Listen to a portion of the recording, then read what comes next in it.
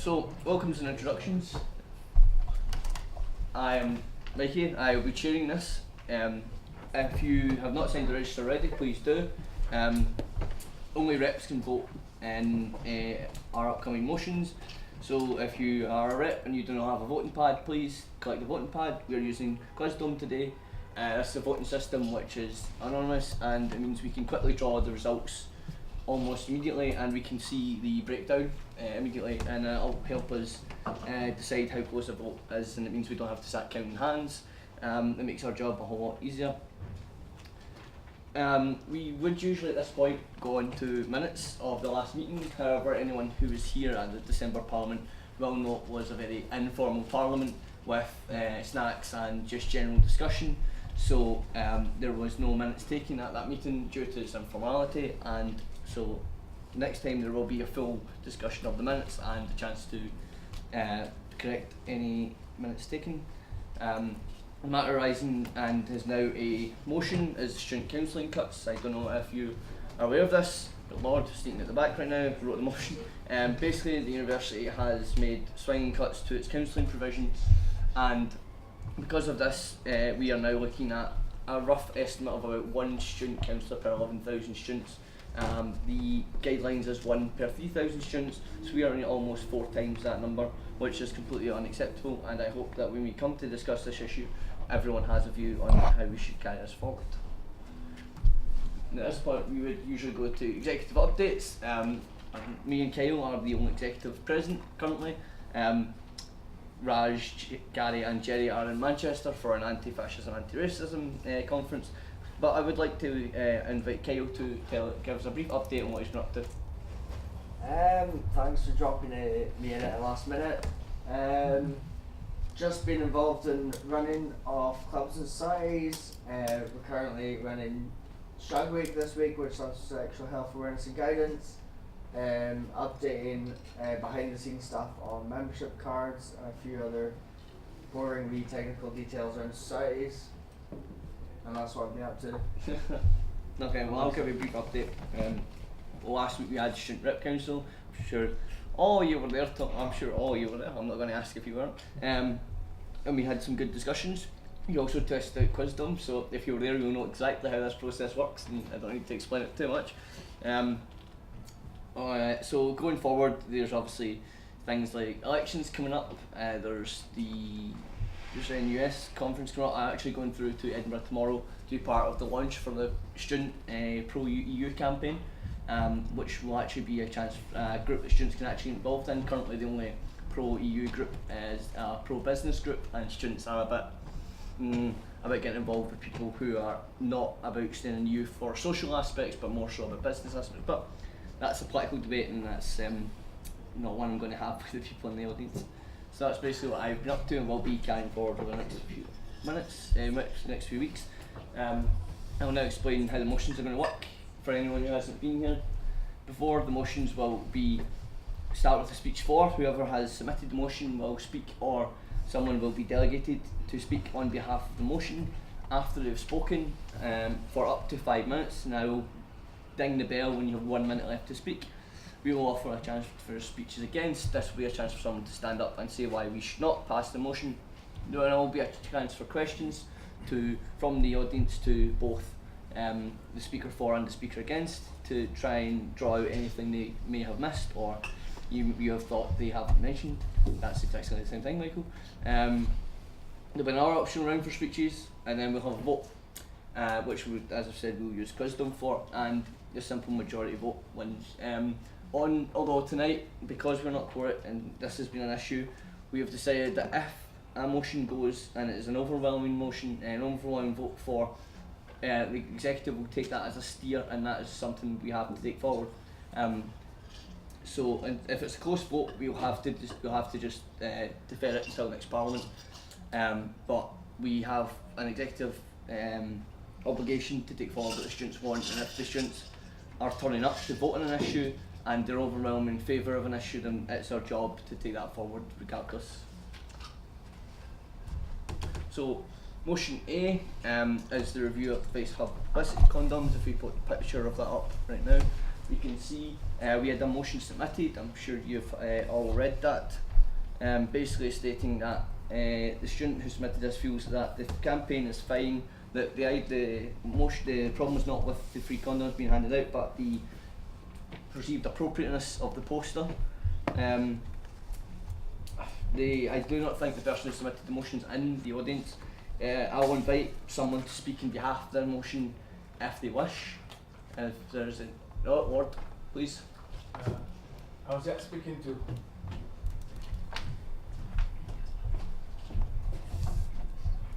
You will have 5 minutes from now. I will ding the bell when you have 1 minute left. Now, first of all, I want to make a submission. He was telling me on the phone that he just received email today from you, Andy, about this, and he feel it's not fair. It's too short a notice for him to turn up here. So if the motion can be, taken off, that another time he will be here to defend himself. We can move forward then. Okay, that motion will be deferred until the next Parliament. Thank you. Should that not be put to a vote, as it's a it's a motion? Can't remember the official name for it, but it's a point of motion to have motion to dismiss. Yeah. I think that's a law term, but yeah. That's the thing. That's part of this. Yes. Should we put it? You should vote on that. You need to recommend something and then they vote yes or no. Okay. That makes sense. Given the recent update from Ward that the person who submitted the motion feels that we did not give him enough time to prepare, I asked the audience if we should defer this to the next Parliament. We cannot quizdom this, so I have to just be basically hands up. All in favour of deferring it to the next Parliament to allow a proper debate to take place. I think you can just use this. Oh. We're not going to be voting on the motion just now. So. Okay, we can use quizdom actually for panel.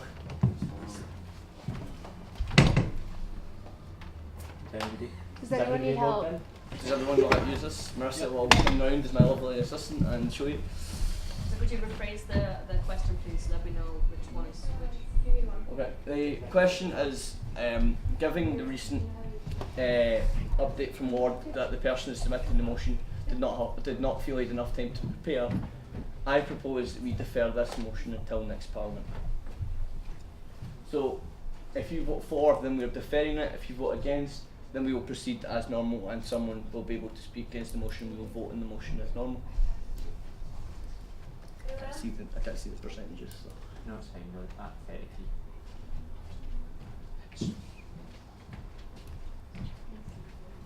What was that? The Does send button? everybody know how to vote? If you don't know how to vote, put your hand up. And Marissa will come round. So you press the two arrows facing either way to send the message. Okay. 4 is 4 is for deferring. for okay.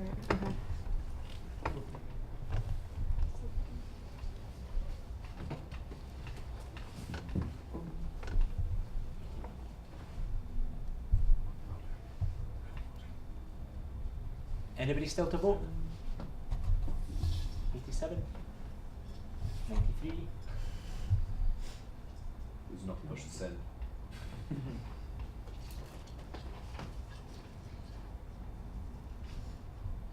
Maybe raise your hand if you still think you have to vote. Oh, someone's retracted theirs.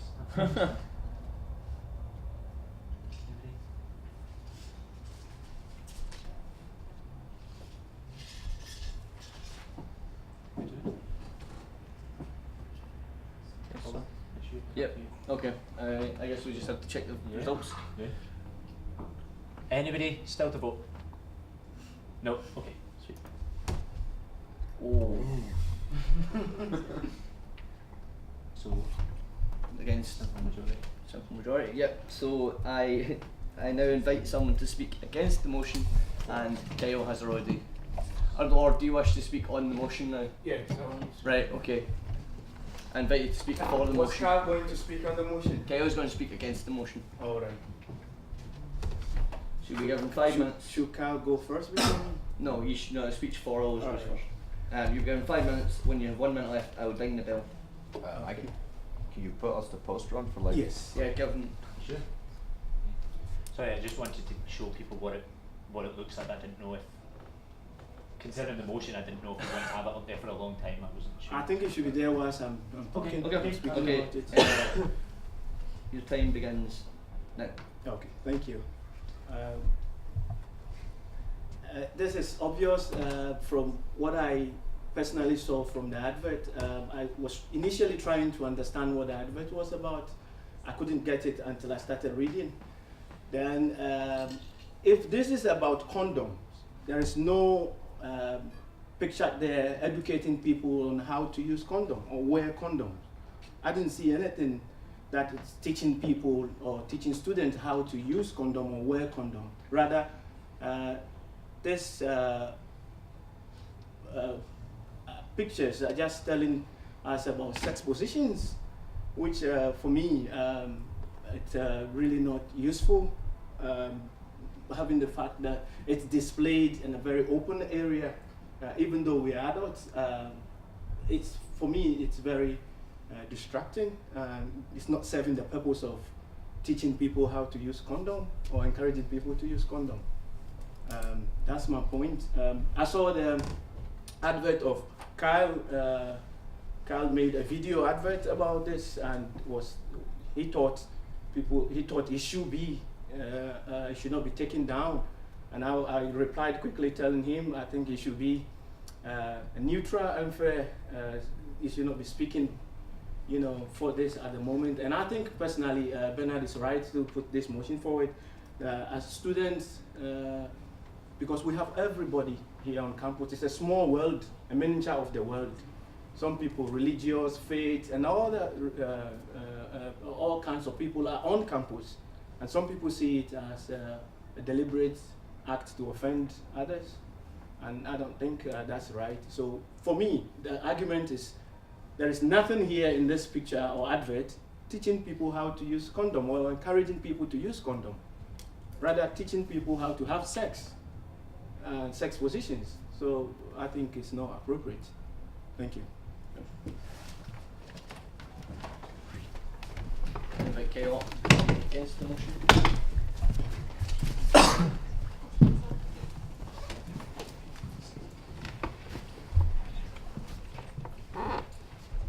You'll be given 5 minutes. When you're 1 minute left, I'll ding the bell.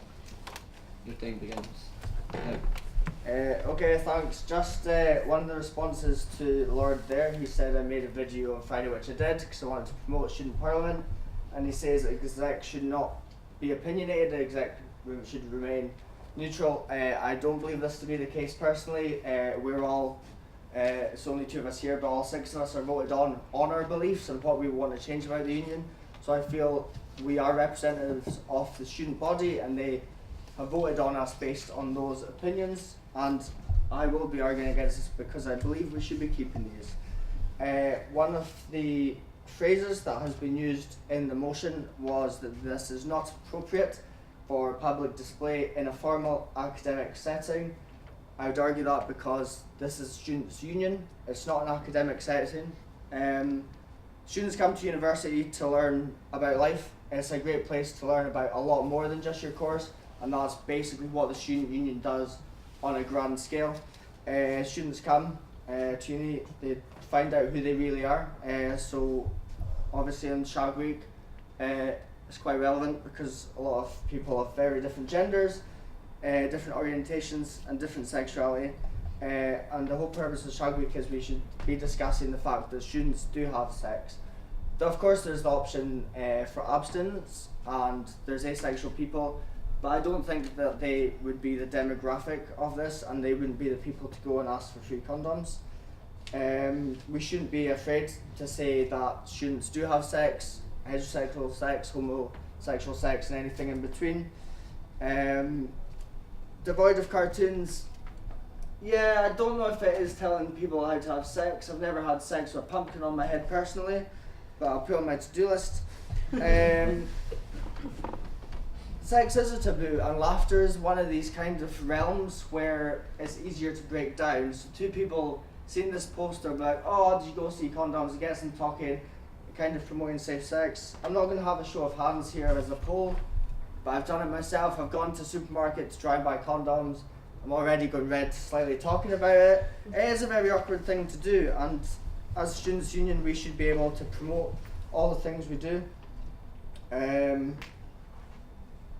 Lord mentioned about we do have a lot of very different students from across different faiths, cultures.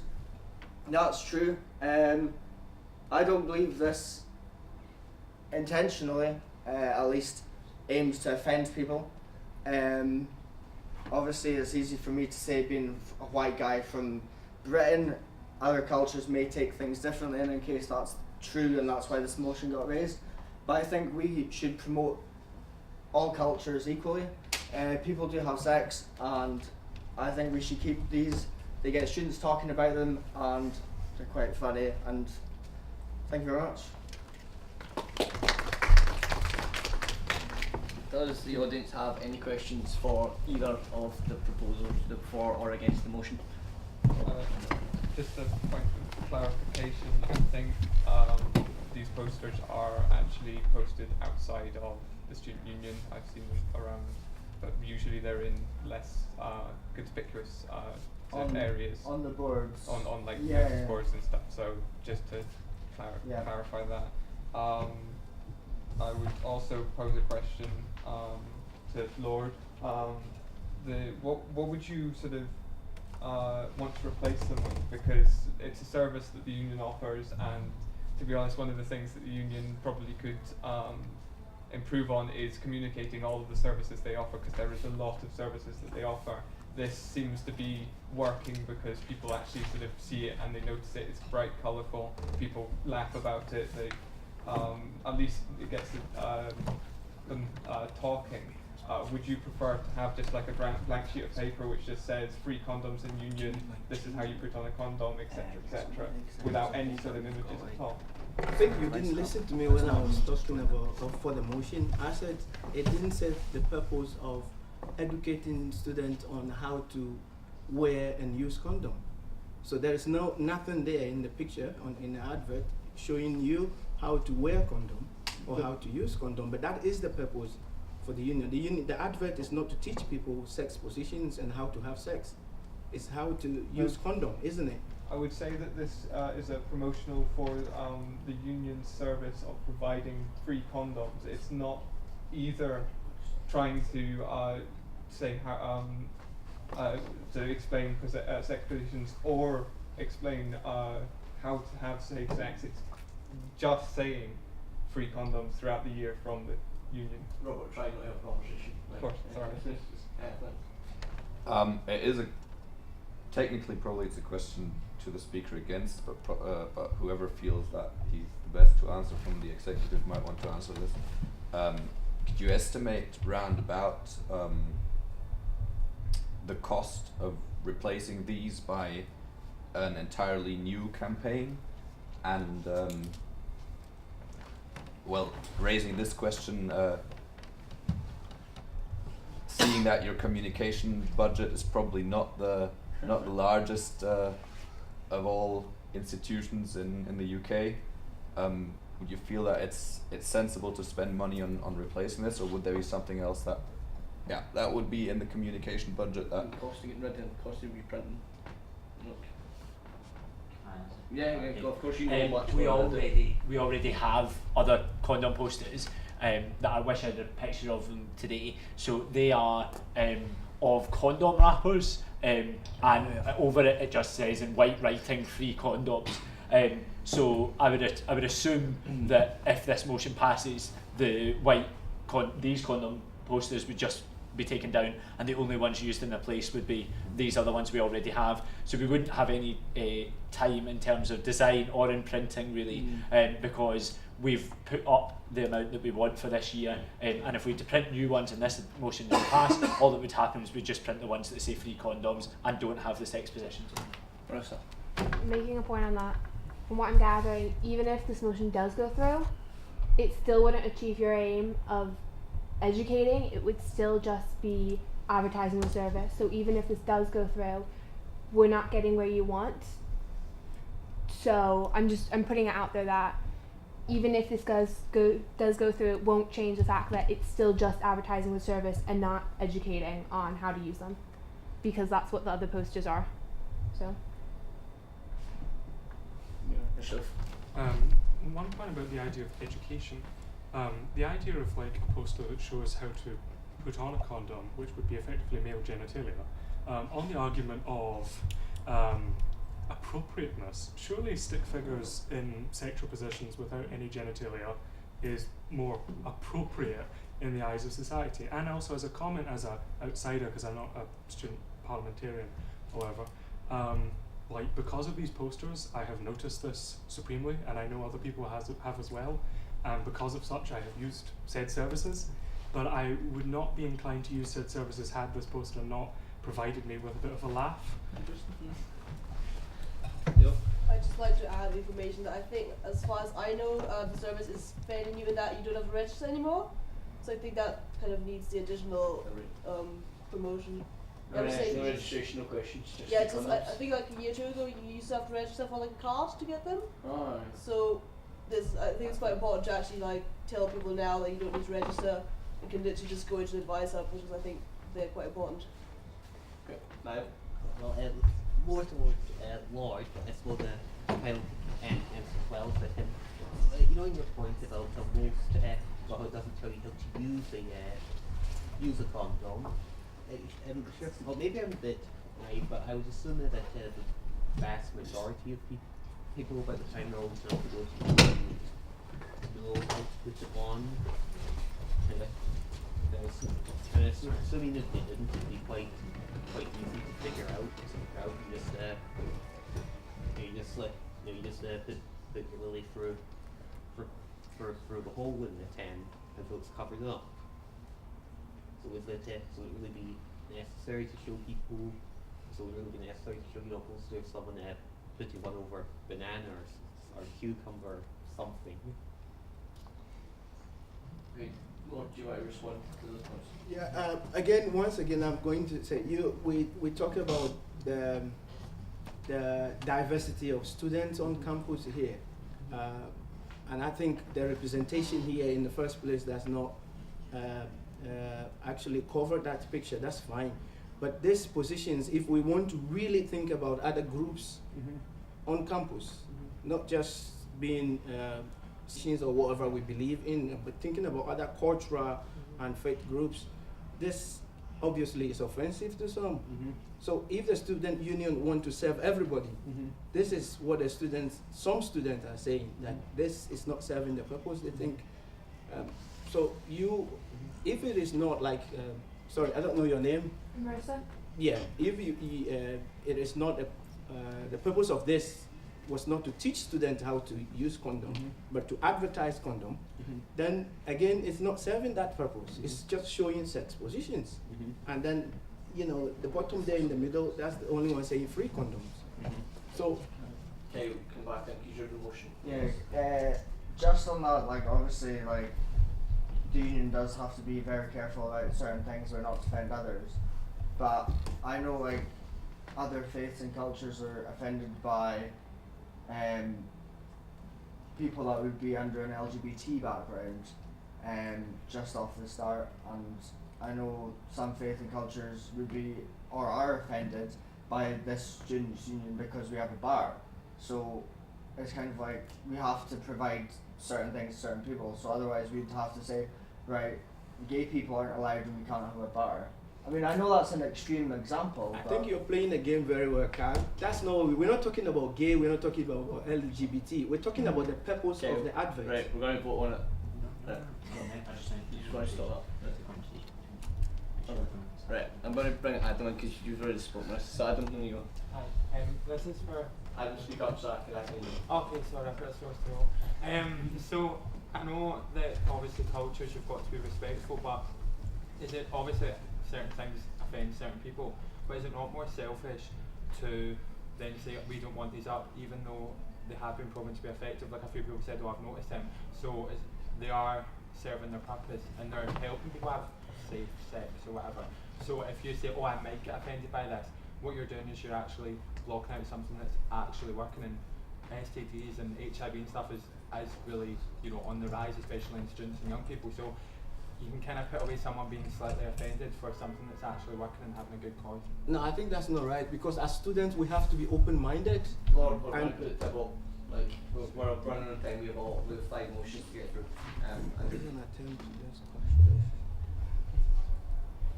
So get your pads out again. Is it showing? Just got twisted. There you go.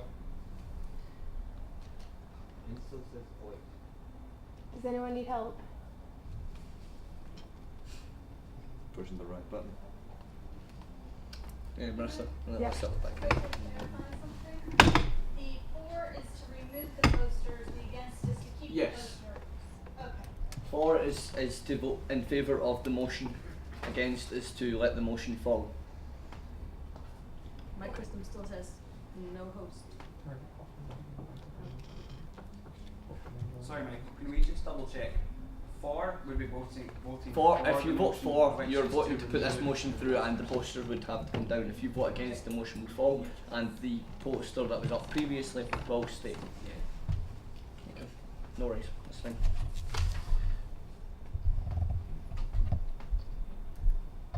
Percentage of it. 88%. Has anybody not voted? It should just have the letter that you voted for. Oh, 94. That might be the people that left. No, they didn't have Oh, to. they are. Oh, right. I think Right. it's in the back. I think we figured it out.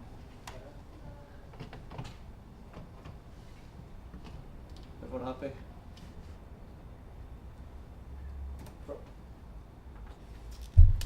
I think given that the overwhelming vote is against the motion will fall, and it's the executive's prerogative to make sure that that is the will of the students. Okay. Moving on to motion 2, which we will see as access to exam transcripts and average marks. This was submitted by Tarek, who is a faculty rep, and I invite him to come and speak in favour of the motion.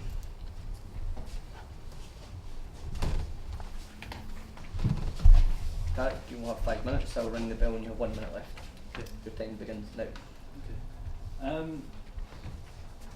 Examinations, tests, it's every single week we've got a test, we've got an assessment, we've got feedback in a sense from the department, we've got marks, and you know what we do is we add those marks up and say how much do we need to pass examinations, how much do we need to get first class, how much do we need to get second class, etc, etc.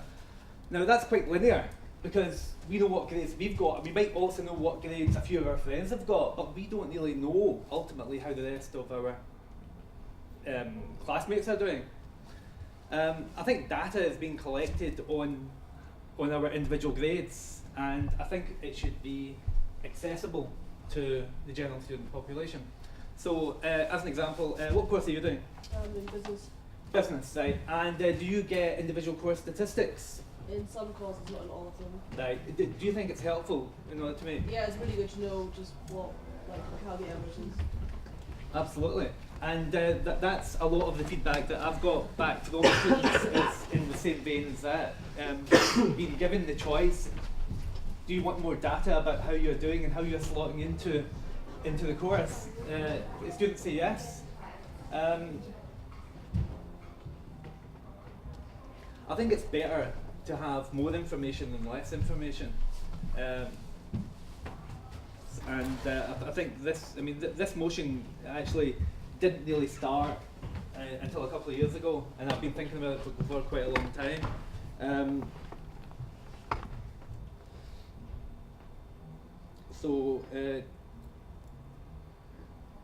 Okay. The other thing is this: who here has asked to see their exam scripts? Anyone?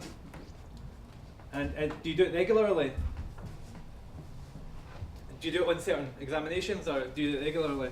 I would do it on specific examinations where I feel I'd like to improve for next time. Mm-hmm. Where perhaps I feel I could have done better, but would like to know where I've went wrong so that I can sort that. And do you see that? Does that definitely help you kind of Yeah, of gauge? course. Okay. Do you know if your other students in your course do it as well? Often they don't, Yeah. because it would involve contacting their PDA, and some students don't feel particularly comfortable contacting their PDA. Yeah. That's an interesting issue as well. Absolutely. Just another student? Yeah. I do it from final, like, not really final time, but not just the class tests, but more important test ones that make up for a bigger kind of average. Good. The ones that make up for the bigger percent, so if I say it's working 50, I want that. Absolutely. Excellent. So I think the university is going through big changes at the moment. One of the big changes is big data. They're collecting all this data on you, and they're making decisions on it. They're making decisions about your course structure, your future, or the future of students that come in your place in the next number of years. And they're making decisions about that based on statistics they're gathering from you. Now I think these statistics are definitely going to be gathered, so I think we should get access to them as much as possible.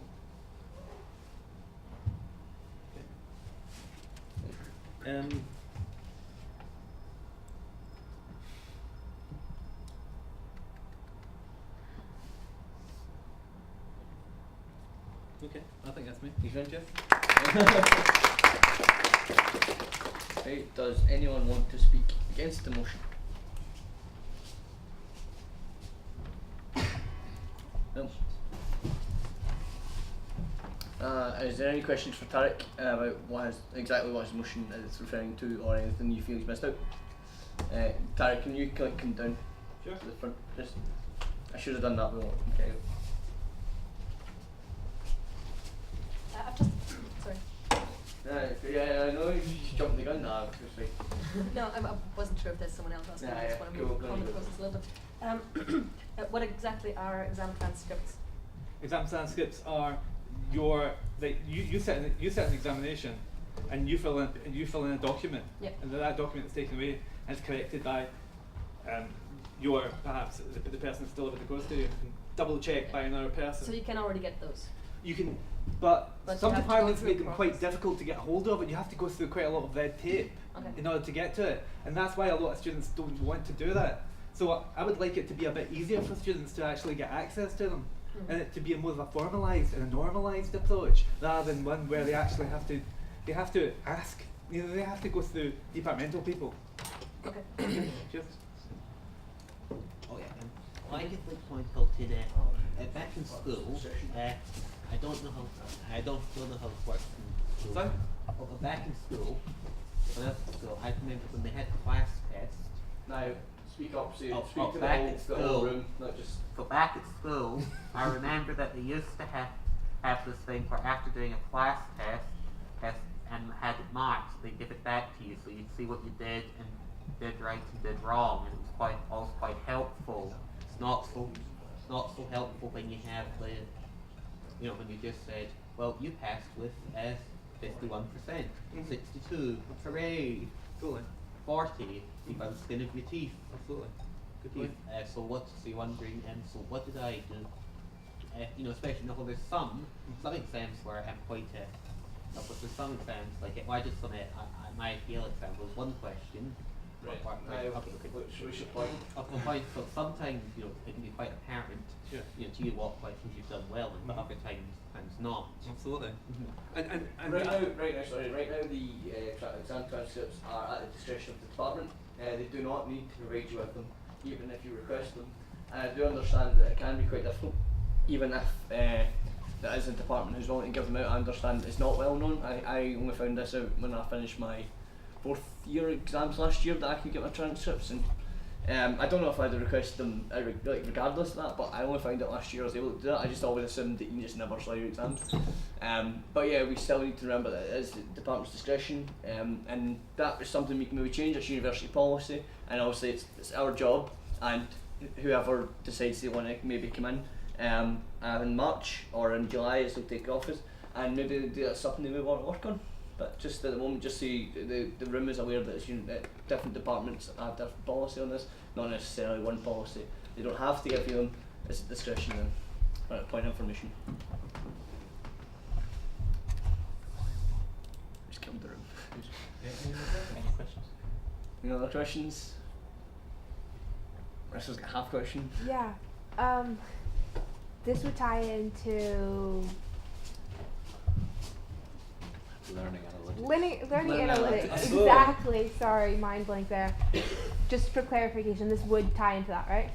Which Sorry? is this would tie into learning analytics, right? Absolutely. Okay. And the university's, correct me if I'm wrong, shifting in that direction of doing more of that, Sure. right? Yeah, So this would be more of just letting students have access to those statistics. Okay.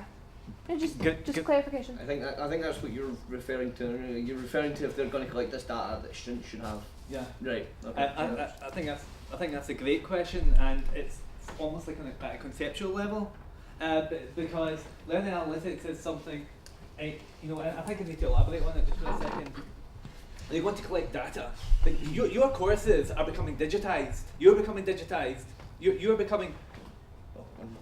We've got a minute. You've got a minute to Minute. reply. Okay. Right. So your courses are becoming digitized, and your university wants as much data as possible in order to see how effective yous are in actually bringing in. Well, in a sense, I mean, there's other issues here, and I know it makes it a little bit confusing. We are customers. We're customers of the university, in a sense, and at one level they see us as customers, but I think we bring a lot more than just being customers to the situation. I think we should take a bit more take more charge in our learners' journey, and actually getting feedback. Okay, let's say we have. All right. Okay. Thanks. Any more questions? Yes. I'll speak to you later. Okay. Yeah. Right. Like napkin. Okay. We're going. Sorry. Did you have a point to it? You looked like you wanted to make a point. Like. Yes. Andy pushed the button. I thought you. I mean. That's a very interesting term, Tarek, about students as consumers and students as customers. A very decisive term among some students. But anyway, we'll vote on the motion. Is everyone aware of what voting for and against the motion would mean? Does anyone need any clarity?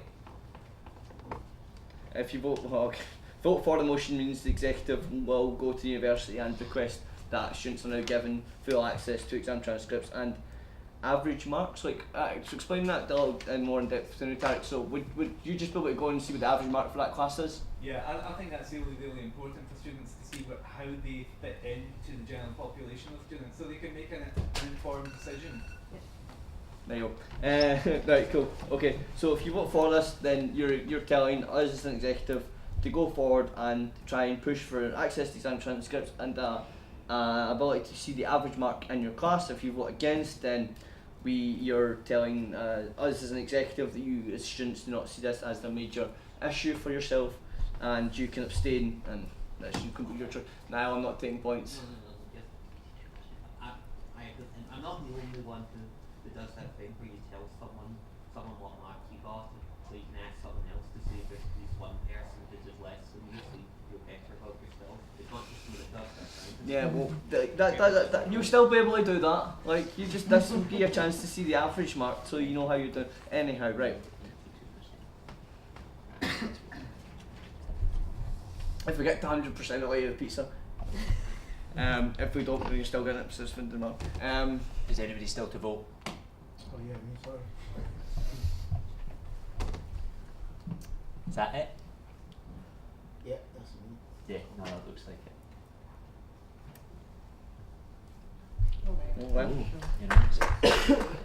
Yay! Democracy! Right, I think we should have like 10 minutes to let them have pizza. Come. There you go. Move on to motion C, which my good man here has been trying to get through the last 3 parliaments. So this time we're going to get it through. Okay, so we're going to discuss it. Time is yours. You have 5 minutes starting now. Right. I'll just comment on that. We'll get it through or we'll get it rejected, which is good because then we know where we're going. But I think we should get it through, which is why I'm going to talk for it. Haven't read it for 2 months now. I do hope it still makes sense. The situation today is, or the situation over the last 2 or 3 decades, is that it's becoming easier and easier for students to study their degree at more than one university, be it that their home university is Strathclyde and they go abroad for a semester or 2, or be it that they come over here for a semester, or be it that you get completely integrated degrees where, for example, such as the degree that I'm studying, half is here at Strathclyde, half is in Germany, or in Denmark, or in Singapore, or in Australia. You get to choose, which is which is a great experience.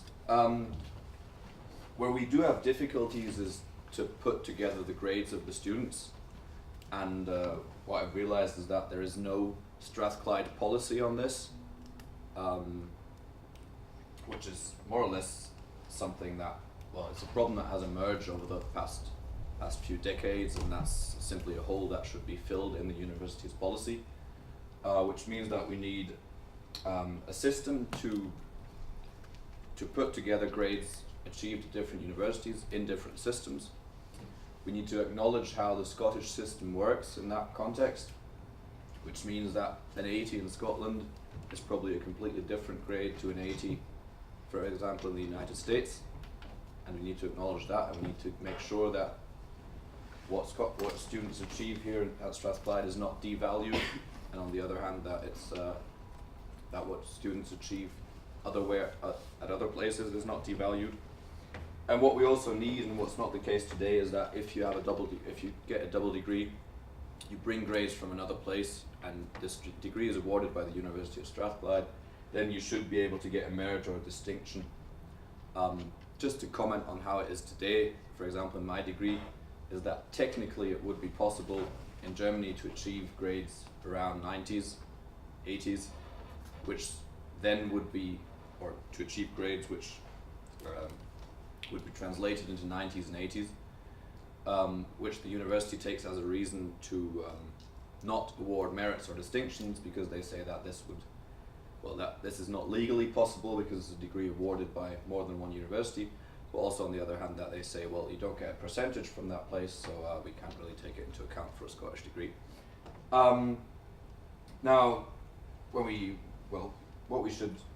resolve in this motion is not that all students should get 100%. What we resolve in this motion is also not that the Scottish grading system is per se not a good grading system, but what we would like to resolve in this motion is that the University of Strathclyde should be asked to include all grades collected over a period of study delivered at partner universities, that a negotiation should take place to hand out merits or distinctions for students that have studied at more than one university, and to get a university-wide formula that students can simply rely on, be it business, be it engineering, students that go abroad, students that come from abroad, all that kind of thing. So that's what we resolve. I do think it's going to be a lot of work for the people in education to catch hold of it, but I think we need to do that. That's 1 minute. Yeah. Because let's face it, the University of Strathclyde has a number of partner universities, and if we say to a partner, we respect your education, but we don't take into account your grades, that means basically we tell the partner that we don't take their education seriously, and I don't think that's a good way to handle partnership, which is why I feel that this issue should be resolved. Thank you. Do you have any speakers against the motion? Do you have any questions to the proposer of the motion? I should have stayed there. Yeah, I'll take Yasin and then Niall. If I could just ask for some clarification on point 3 of Student Parliament resolves. It says that the University of Strathclyde should be able to perform a benchmark on how it's doing compared to other EU universities, treat this issue and report back to the Student Parliament. What are you meaning by treat this issue? Do you just mean that you want to see how Strathclyde's doing and present that, rather than actually do something about it kind of thing? Or would you like something to be done on the fact that Strathclyde may be doing well or badly compared to other EU institutions? Firstly, I would like something to be done, but I'm not sure that what I want to be done is reflected in point 3 of Student Parliament Resolves. But that is one step. I believe it would be difficult for the Student Parliament to resolve that the university must do something about this, because that's something that would have to come from the university. Mm-hmm. But as a first step, the benchmarking idea, the benchmarking idea comes from the fact that I know that this is treated differently in other contexts, in other joint degrees, yeah. Which take place in countries such as Spain and France, or Germany, Switzerland and France, all that kind of area, not exclusively, but simply what is there. What we get, the answer that you would get from the university today is, firstly, it's a legal issue, because another university that's located outside the UK cannot award a merit or a distinction, so that's a legal issue. The second thing is, another university will not award percentages, and we need percentages to take this into account. So we can't get any further there, and that's simply the point where a benchmark would be important to clarify that if you don't have a percentage, then you've got to find a way around that. And that's why in step 3, it's kind of a motivation for the university to say it's not a dead end if you say it's a legal issue. If it's a legal issue, then you do a benchmark and see how other people have treated this legal issue. And if there's a solution that comes from, worst case, Edinburgh, how they have treated this issue, then I think Strathclyde could be happy to take it. Mm-hmm. So you're not looking to find out how well the university is doing as much as seeing how other institutions are doing it, and maybe see if there's a way that Strathclyde could adopt a similar method. Yes. Okay. The benchmark is a part of the solution finding process. Okay. No worries. Now I'm sure you're the point. Oh yeah. So under this proposal, what's to stop someone from doing a bit of form shopping in that you think, like, in that let's see, I got 7 out of 10 in Edinburgh, but it did in Scotland, but I got 8 out of 10 for this, but I did in Germany. So what stops you from just, what stops people from just thinking, well, this is the higher graded one, so we'll just accept that, and now create the illusion that they're better than they are.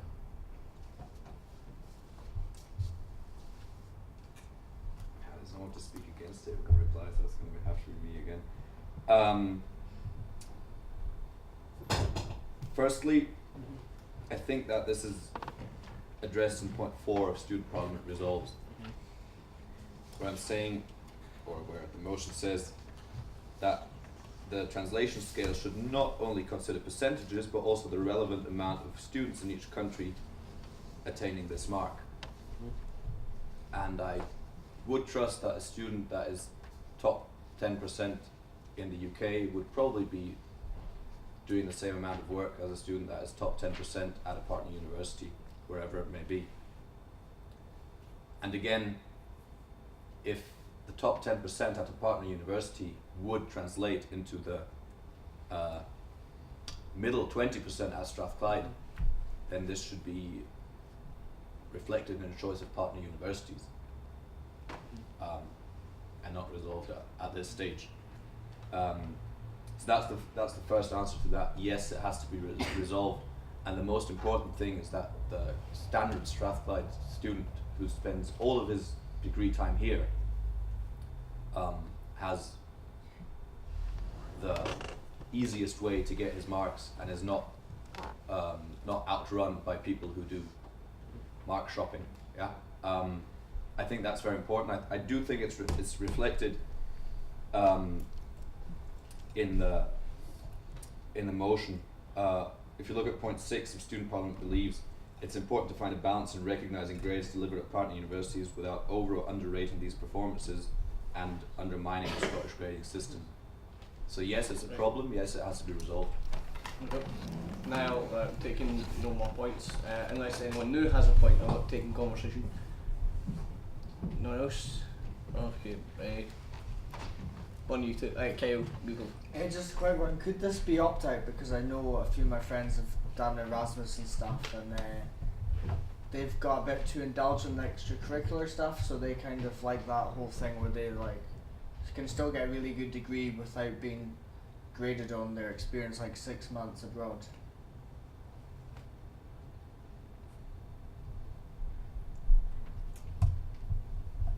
Of course, technically, if you bring really bad grades from another place, if that would be translated, it's it would make your degree worse.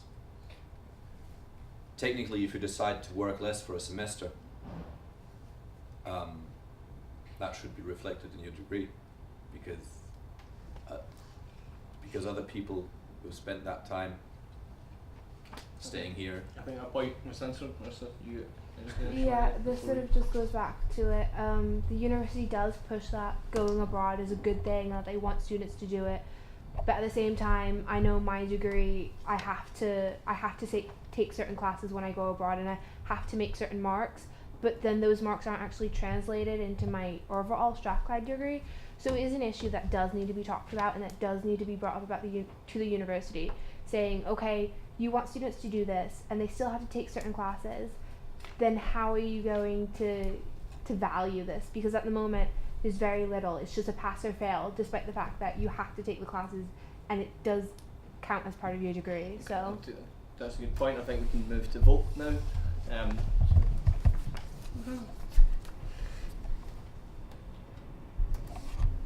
Everybody getting it? Yep.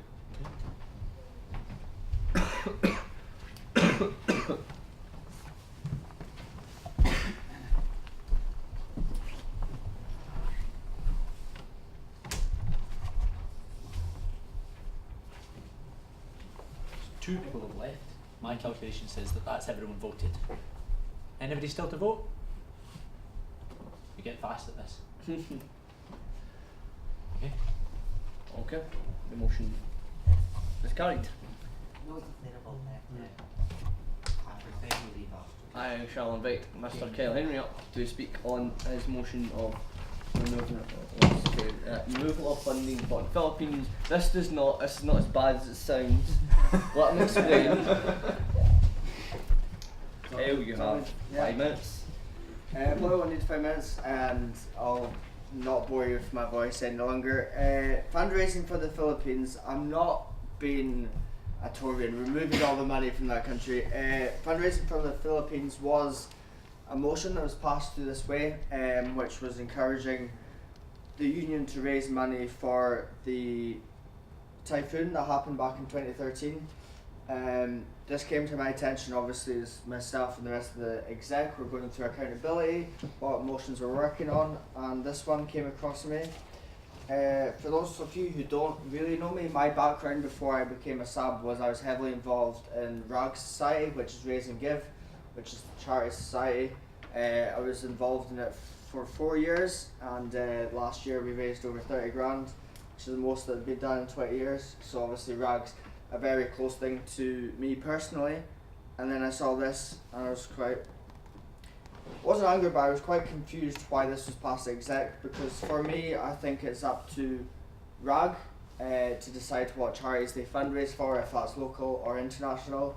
And also we've got 150 roughly societies, 50 roughly sports clubs. They do a lot of fundraisers. I think it's up to them where the money goes. You can see even in the course of 3 years how much world affairs has changed. We've got sport relief now coming up in March, and the big focus right now is Jordan and the refugee crisis, which is where the money is going. And the reason I want this removed is I think wherever the charity money goes, it should be up to the societies or indeed the union as a whole to decide where that money goes based on a natural disaster perhaps which no one can predict, and that's where the aid and funds are needed. Thanks. First time everybody's ever been clapped for talking about removing fundraising funds. Yeah, so does anyone want to speak against this motion? Does anyone have any questions for Kyle? I was wondering, does the union have any policy on when motions automatically become kind of like Yeah, so this is kind of why I wrote here. So every motion and policy that's passed is reviewed every 5 years. Oh, okay. And I thought, might as well do something this year and get this removed, because that's basically it. So it wouldn't come up until 2018, which is still essentially probably 2.5 years away. And then the nature of world affairs could totally have moved on to something else by then. So that's kind of why I draw it here. I think we can move to vote.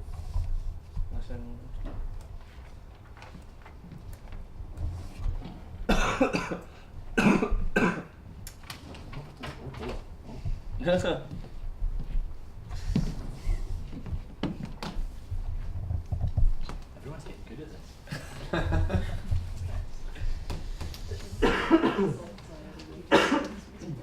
Come on, who's the last person? Is it Kyle? Is it you, Kyle? No one's.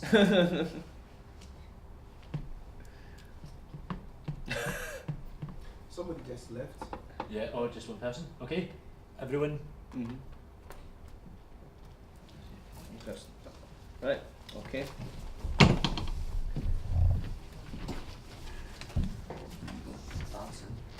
No.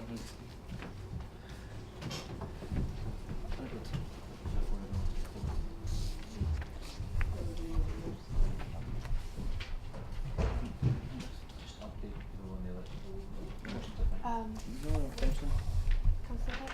Oh, counselling. I forgot to put that in. Apologies, wasn't- apologies, because it was an emergency. Yeah, there's no slide for the counselling cuts motion, as detailed earlier. It came in really late, but I'll invite Lord down again to speak in favour of this motion.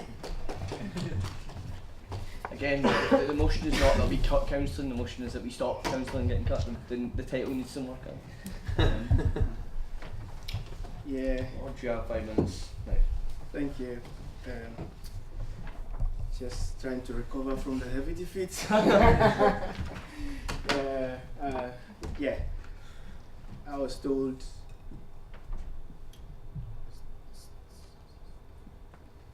Okay.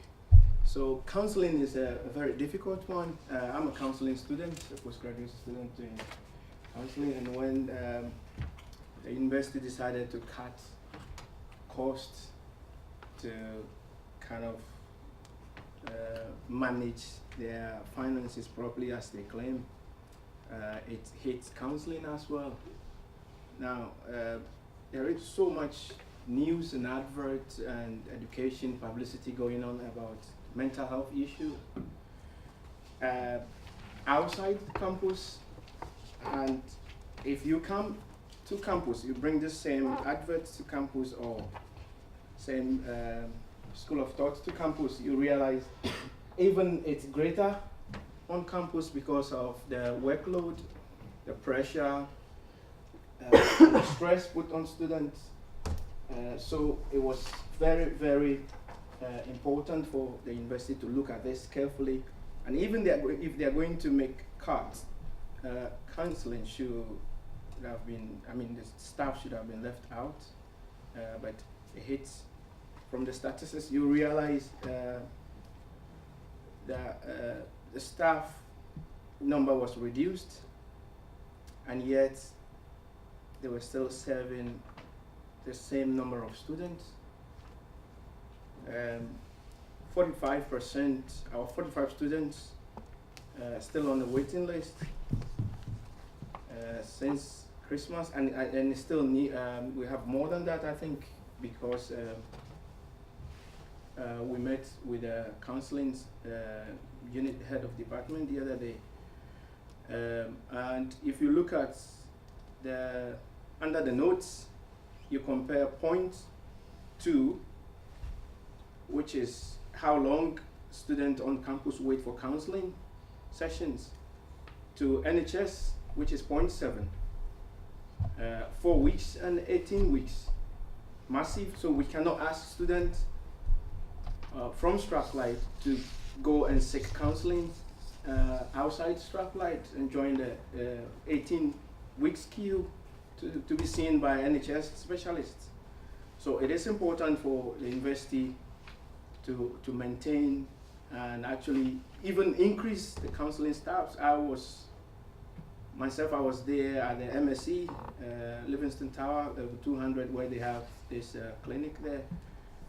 A guy got hit by a car and came there, and the staff was not there almost the whole day. And I asked, and she said she was supposed to, do some other work, blah blah blah. I'm alone. She got stressed and talking, and you could realize that even on campus, staff are so stressed in relation to health and counseling session. But we are so stressed also as students, and we need them to be there for us in case we need their services and help, so they can help us, because without counseling services on campus being run effectively and appropriately, it will affect so many students, and you don't want students to go into total closure before you start treating them with mental health issues.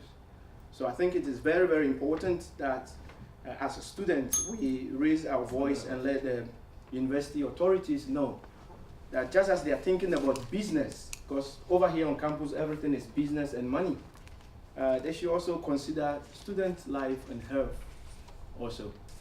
So I genuinely want you to think again and help pass this motion. Thank you. Does anyone want to speak against the motion? Does anyone have any questions from the board? Is everyone happy to vote on the motion? We don't have wisdom. Do we do? Or we can just fire back to. Okay. So this is on motion E, not motion D again. Voting on motion E. Thank you. So I'm vote for will mandate the union exec to lobby the university to increase the counselling provision and campaign for the university to increase its commitment towards student counselling services.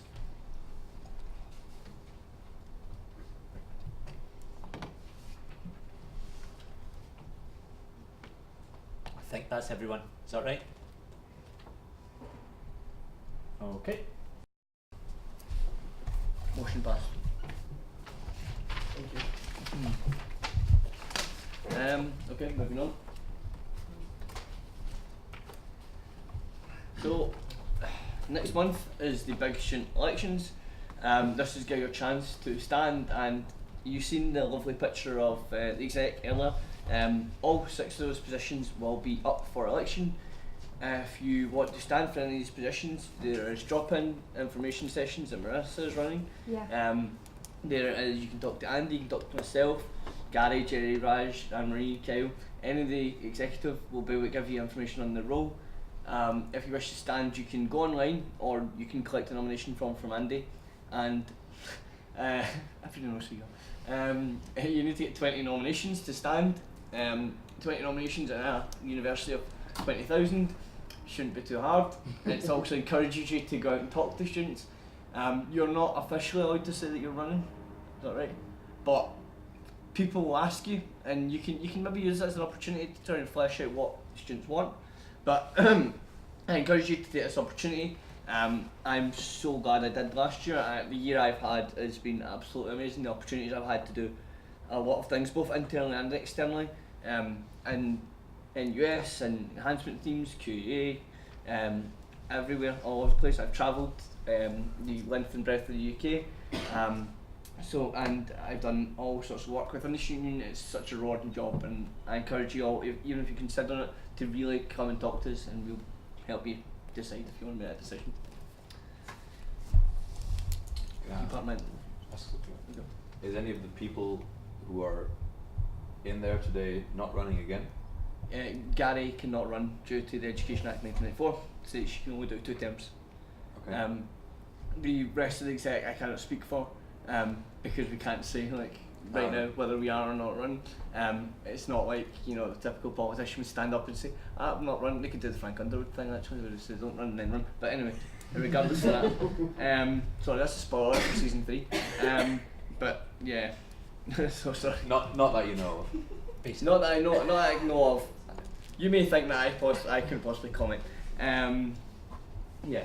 Okay. And how are you supposed to collect 20 signatures without saying that you're running?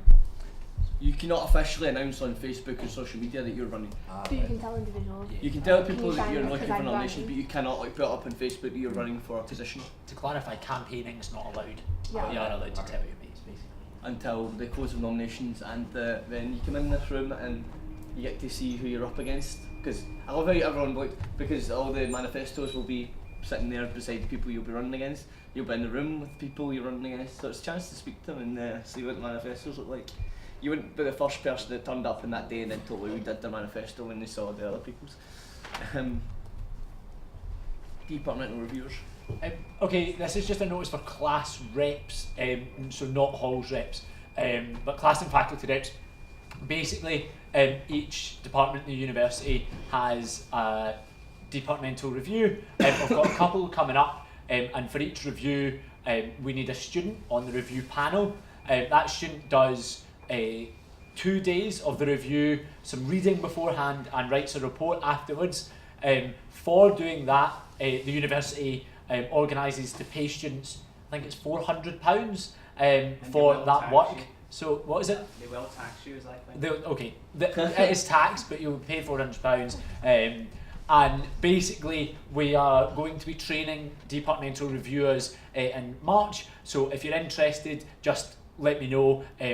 The date and the place and whatever will be advertised. The way it would work was you would do training, and then you'll be on a bank of people who are trained to do departmental reviews, and then emails will go out saying this review is happening at this date, is anybody free, and if you've been trained then you can put your name forward. So if anybody's interested in coming along to the training, then just give me a shout, but you will have more information nearer the time.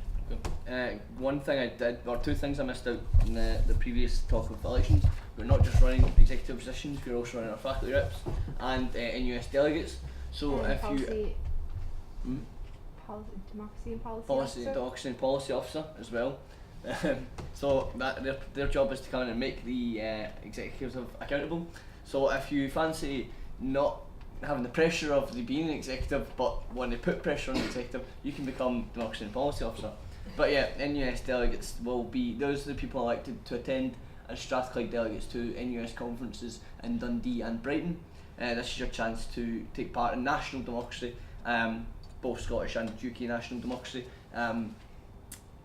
I encourage you to get involved in that as well. I'm a bit of an NUS hack, so I actually love what they do. But yeah, I encourage you to get in. It's also a great chance to go away for 3 days and talk democracy. And who doesn't love democracy? Look at the turnout. So right, okay. You can see our very ominous looking opposition to constitution, which was obviously thrown up 5 minutes ago when we voted through that motion. It was. We are going to move forward on this now. If you want to comment what you're thinking, that's fine. But this is what will be on our website and stuff. This is what we're going to use to launch the petition. You'll probably see this on posters. This is going to go out proper hard over the next couple of weeks. Unless the university suddenly decide that they're going to be lovely and you just throw money at the student council and give us exactly what we want without actually having to ask for much. But power sees nothing without a demand, it never has and never will. Yeah, some people know that. So, any other business? No? Thank you. Lord Niall. That's a great election strategy. Keep using that. Anyway, okay. As members of student parliament, are we allowed to propose motions? And if so, how do we do that? You're allowed to promote motions to student parliament? Yes, are we allowed to do that? Yeah. Anyone can propose a motion. You do it through the website. There's a motion maker. It's actually quite simple. We designed it. It's pretty nifty. It's strathstudents.com/motion maker. and that lets you fill in each of the boxes and then creates a form for you, and it also submits it by email to us, but also gives you a copy as well. Yeah. So just go online, strathstudents.com/motion maker. Yeah. There's also a link from the Student Parliament part of our website as well. I mean that will instantly create it into a notes, believes and resolves. Usually we ask for, you'll be asked who's seconding your motion. So if you're going to put forward a motion, if you find someone else to second that motion, if it's education matter related, you can usually come to me and if I agree, I'll second it. Or if it's exec related and you talk to the exec, they'll second your motion probably. We all love a bit of a discussion, as you've seen tonight. Okay, so one more clarification on that: all students can submit motions, not just members of student. All students can submit motions, only reps can vote. Okay, moving on. Thank you. Okay, we encourage you all to nominate your favourite lecturers in the Teaching Excellence Awards. It's a great night out for the teachers and the lecturers. Like they love it. The university has suddenly taken a great interest in it. It's a great thing for them, and if you think they're going the extra mile, show them, let them know, because I know that there's some people in the university that probably do go that extra mile, and just being like, give them like a bit of recognition in any way you can. It's a great thing. Like in the night, they love getting dressed up to the nines and coming in and having a bit of a laugh and a drink and getting their awards. So, and there's also the student rep group. So please join that.